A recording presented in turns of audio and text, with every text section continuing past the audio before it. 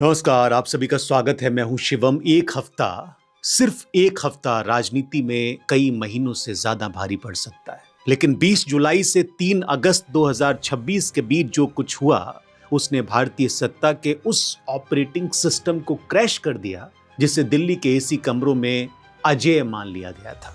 Main stream media आपको लगातार ये दिखाता रहा और दिखा रहा है कि राजनीति में हार जीत चलती रहती है। वो आपको 30 जुलाई को लोकसभा में पास हुए वंदे मातरम बिल की डिबेट में उलझाए रखे। वो आपको एक नया आउटरीच बेच रहे हैं, कोई नया दुश्मन, कोई नया राष्ट्रवाद का एंगल।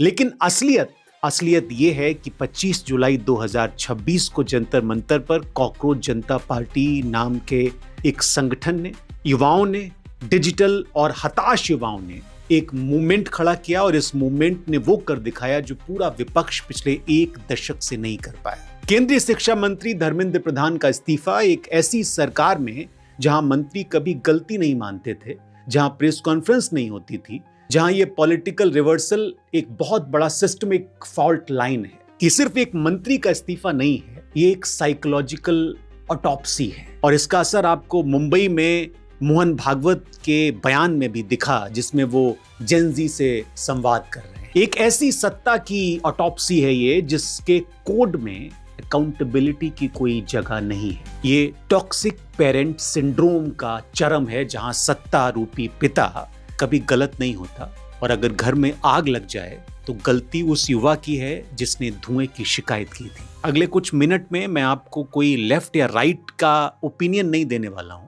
मैं आपको डेटा देने वाला हूं जो इस देश का एलीट पॉलिटिकल क्लास शायद छिपाना चाहता है। हम ये डिकोड करेंगे कि कैसे बिहार के सबसे सुरक्षित अर्बन किले बांकीपुर से लेकर तमिलनाडु की सड़कों तक एक 20 साल का युवा सत्ता के मोनोलॉग को रिजेक्ट कर रहा है। मैं आपको एक सीक्रेट पॉलिटिकल डॉकेट दिखाऊंगा फाइल कोड के साथ, और इस फाइल में देश के टॉप पॉलिटिकल साइंटिस्ट ने ये चेतावनी लिखी है कि जो 1963 के इतिहास को आज के इलेक्टोरल अहंकार से जोड़ती, तब तक सिस्टम की इस साइकोलॉजी को, इस सॉफ्टवेयर फेलियर को समझने की हम कोशिश करते। तो सवाल यह है कि सत्ता सवालों से भागती क्यों है? मोनोलॉग की सत्ता को डायलॉग से खौफ क्यों है? इसे समझने के लिए आपको आज के न्यूज चैनल बंद करके पॉलिटिकल साइकोलॉजी के पन्ने पलटने होंगे। हम जिस लीडरशिप मॉडल को आज देख रहे हैं उसका ऑरिजिन एक बहुत ही स्पेसिफिक माइंडसेट से आता है। इसे हम क्लिनिकल टर्म्स में कमांड एंड कंट्रोल स्ट्रक्चर कह सकते हैं। इस स्ट्रक्चर का बुनियादी नियम क्या है? ऊपर से आदेश आता है और नीचे उसका पालन करना होता है। यहाँ श्रद्धा है, आज्ञा पालन है, लेकिन प्रश्न के लिए कोई जगह नहीं है। जब ये माइंडसेट किसी संगठन तक सीमित हो तो ये अनुशासन कहलाता है, लेकिन जब ये 140 करोड़ की वाइब्रेंट डेमोक्रेसी पर थोपा जाता है तो ये सॉफ्टवेयर फेलियर में बदल जाता है। लोकतंत्र का डिफॉल्ट कोड क्या है? निगोशिएशन, असहमति। लेकिन जब एक मोनोलॉग ड्रिवन लीडरशिप से कोई छात्र सवाल पूछता है, किसान सवाल पूछता है, तो सत्ता उसे फीडबैक नहीं, विद्रोह मानती है। और यही वजह है कि जब नीतियां फेल होती हैं, चाहे वो पेपर लीक हो, रोजगार का संकट हो, तो सत्ता टीवी पर आकर एक ग्रैंड नैरेटिव बुनती है। वो नागरिक को लाभार्थी में बदल देते हैं ताकि लाभार्थी कभी अपने अन्नदाता की आंखों में आंखें डालकर सवाल ना कर सके। लेकिन जुलाई 2026 में ये तिलिस्म, ये माया जाल टूट गया। इतिहास खुद को दोहराता है, लेकिन नए हथियारों के साथ। 1974 में हॉस्टल की मेस फीस बढ़ने और भ्रष्टाचार से शुरू हुई चिंगारी ने गुजरात और बिहार में सुप्रीम लीडर इंदिरा गांधी की कुर्सी हिला दी थी, आपको याद होगा। 2026 में हथियार डिजिटल है, युवा डिजिटल रूप से कनेक्टेड है, वो सोशल मीडिया के जरिए ऑर्गेनाइज हो रहा है। और सबसे बड़ी बात, ये युवा 2014 के नैरेटिव से बहुत आगे निकल चुका है। मेन स्ट्रीम मीडिया आपको बताएगा कि युवाओं को गुमराह किया जा रहा है, लेकिन मैं आपसे कहता हूं ये सिस्टम की हताशा का सबसे बड़ा प्रमाण है। वो उस पीढ़ी को कंट्रोल करने की कोशिश कर रहे हैं जो उनके आउटरीच और एंगर वाले मॉडल को रिजेक्ट कर चुकी है। अब आपको लग रहा होगा कि ये सिर्फ सत्ता के अहंकार या एक दो मंत्रियों के इस्तीफे की कहानी है। आप सोच रहे होंगे कि जंतर मंतर पर कुछ हजार लड़कों ने प्रदर्शन किया या झारखंड में प्रदर्शन कर रहे हैं और बात खत्म। अगर आप ये सोच रहे हैं तो आपको इसको और गहराई से सोचना चाहिए। अगर आप इसे सिर्फ एक पॉलिटिकल ब्लिप मान रहे हैं तो आप इस पॉलिटिकल टेक्टोनिक शिफ्ट को मिस कर रहे हैं। ये सत्ता का फेलियर नहीं है, ये आउटरेज इकोनॉमी का कोलैप्स है। सत्ता और मीडिया का नेक्सस पिछले करीब 10-12 सालों से एक ही ईंधन पर चल रहा था और वो ईंधन है गुस्सा।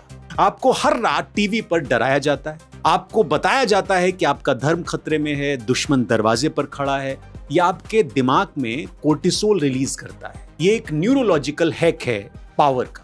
अब इसे भारत के जुलाई 2026 के इलेक्टोरल डेटा पर अप्लाई कीजिए आप। डेटा पॉइंट नंबर 1, बिहार का बांकीपुर इलेक्शन। हो सकता है कि पीके बीजेपी के प्यादे हों, लेकिन बांकीपुर कोई रूरल या पिछड़ा इलाका नहीं है। ये भारत की पॉलिटिक्स का एफ्लुएंट अपर कास्ट और अर्बन सीट का इलाका है। ये वो सीट है जिसे बीजेपी के राष्ट्रीय अध्यक्ष या उनके परिवार ने लगभग 3 दशकों से अपने पास रखा था। ये बीजेपी का सबसे सुरक्षित किला था। क्या हुआ वहां? प्रशांत किशोर की जनसुराज ने उस किले को गिरा दिया। 6 महीने पहले जिस प्रशांत किशोर के एक्सपेरिमेंट को राजनीतिक पंडित खारिज कर रहे थे, उसने उस वर्ग का वोट खींच लिया जो बीजेपी का सबसे कोर वोटर माना जाता था, वफादार। डेटा पॉइंट नंबर 2, तमिलनाडु का इलेक्शन आपने देखा होगा। जोसेफ विजय, जो कि एक अभिनेता है, उनकी पार्टी तमिलगा वेत्री कड़गम टीवी के, इस पार्टी के पास कोई ट्रेडिशनल ऑर्गेनाइजेशन नहीं था,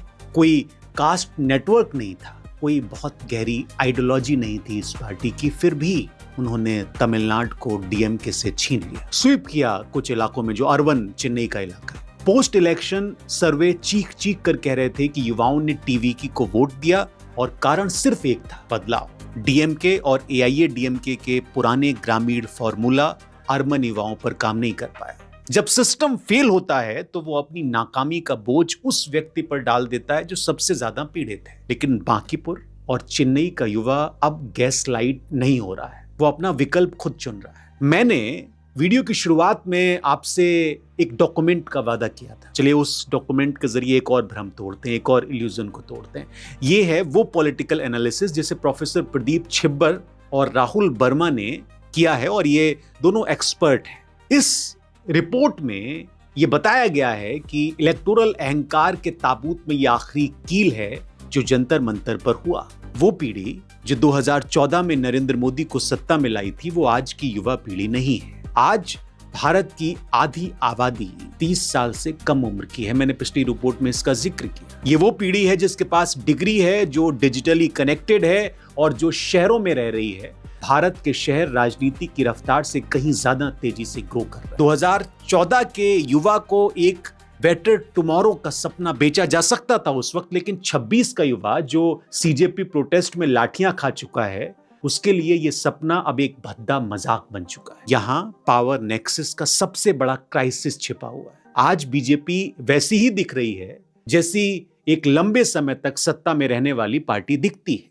एक राइट विंग कंजर्वेटिव पार्टी जो सिर्फ मिडिल एज्ड हिंदू वोटर्स के एक खास हिस्से के लिए बात कर रही है। जब आप 15 साल तक सेंटर में राज करते हैं तो सत्ता में रहने के फायदे धीरे धीरे गवर्निंग की समस्याओं में बदल जाते हैं। बीजेपी ये शायद देख नहीं पा रही, या नरेंद्र मोदी को ये दिखाई नहीं दे रहा, इसलिए वो सिर्फ रील बना रहा है। अब सत्ता के पास सिर्फ 2 विकल्प बचे हैं, या तो वो खुद को पूरी तरह से रिन्यू करे जो मोदी जी करते हुए दिखते हैं, या फिर अपने उसी पुराने कोर सपोर्टर बेस में सिकुड़ती चली जाए। इस डॉक्यूमेंट में एक बड़ी खतरनाक ऐतिहासिक चेतावनी दी गई, द कामराज प्लान। आपको जानना चाहिए इस प्लान के बारे में। 1963 में जब कांग्रेस पार्टी सत्ता के अहंकार में सिकुड़ रही थी, तब सीनियर नेताओं ने पार्टी को दोबारा खड़ा करने के लिए अपने पदों से इस्तीफा दे दिया था। आज के आरएसएस और बीजेपी के पुराने रणनीतिकारों का मानना है कि अगर 29 में 24 से भी बड़ा सेटबैक नहीं चाहिए तो सत्ता को अपने अहंकार से बाहर आकर एक नए कामराज प्लान की जरूरत है। लेकिन क्या सुप्रीम लीडर का इकोसिस्टम ऐसा करेगा? बिल्कुल भी नहीं, क्योंकि उनका सॉफ्टवेयर डायलॉग और आत्ममंथन के लिए बना ही नहीं है। अब इस पॉइंट पर आपके दिमाग में या आईटी सेल के मैनुअल में एक बड़ा ही स्ट्रॉन्ग काउंटर आर्गुमेंट आ सकता है। अगर बीजेपी हार रही है तो विपक्ष क्यों जीत नहीं रहा? क्योंकि विपक्ष भी कमजोर है। ये एक बहुत ही वैलिड सवाल है और इसका जवाब भी इसी डेटा में छिपा हुआ है। चलिए विपक्ष के नैरेटिव को भी हम क्लिनिकली डिसेक्ट करते हैं। विपक्ष सोचता है कि सत्ता की हार डिफॉल्ट रूप से उनकी जीत है। लंबे समय तक सोचते रहे वो लोग। वो आज भी उसी पुरानी जाति और वर्ग के ग्रामर की राजनीति में उलझने की कोशिश करते रहे, वो पुरानी शिकायतों का बही खाता लेकर घूमते रहे। लेकिन अभी हाल में उनको समझ में आया कि ऐसा नहीं है, और जंतर मंतर ने विपक्ष को भी विजन दिया। विपक्ष को भविष्य का एक विजन ऐसे मिला कि जो पुरानी चोटों के हिसाब किताब या किसी खास समूह से किए गए वादों की लिस्ट थी, वो और बड़ी हो गई। अगर विपक्ष पुरानी जातियों का गणित लगाता रहा तो इसका फायदा कोई नया पॉलिटिकल एंटरप्रेन्योर ले लेगा, जैसे टीवीके ने लिया, जनसुराज ने लिया। बांकीपुर में प्रशांत किशोर और तमिलनाडु में जोसेफ विजय का जीतना इसी बात का सबूत है। युवा वर्ग को अब पुराने नेताओं के पुराने वादे नहीं चाहिए। मैक्रो इकोनॉमिक्स माइक्रो रियलिटी से बुरी तरह टकरा रही है इस वक्त, और इसीलिए ये सब बदलता हुआ दिख रहा है। मैक्रो, सरकार विश्वगुरु का चूरन बेच रही है और 30 जुलाई को वंदे मातरम को राष्ट्रगान जैसा दर्जा देने का बिल पास कर रही है, एक सिंबॉलिक हिंदुत्व विक्ट्री जो वो करते आए।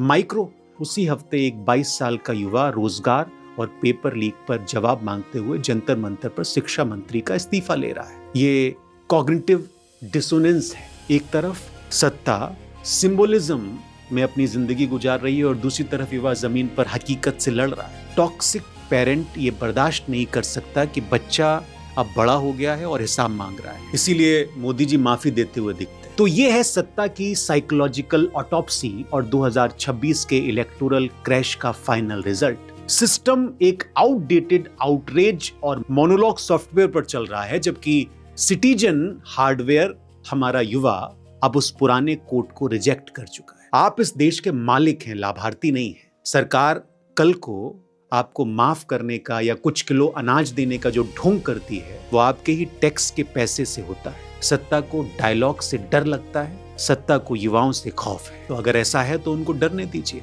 जुलाई 26 के उन 14 दिनों ने साबित कर दिया है कि जब 20 साल का युवा सड़क पर उतरता है तो बड़े बड़े सुप्रीम किले गिर जाते हैं, ढह जाते हैं। ये देश किसी के अहंकार की जागीर नहीं है और इस देश का युवा किसी पार्टी का बंधक नहीं। डेटा आपके पास है, डिफाइंस आपको तय करना है। ये बदलाव बड़ा काम का है भारत के लोकतंत्र के। कल एक और स्टोरी के साथ आपसे मुलाकात करेंगे। मुझे इजाजत दीजिए, कल फिर मिलते हैं।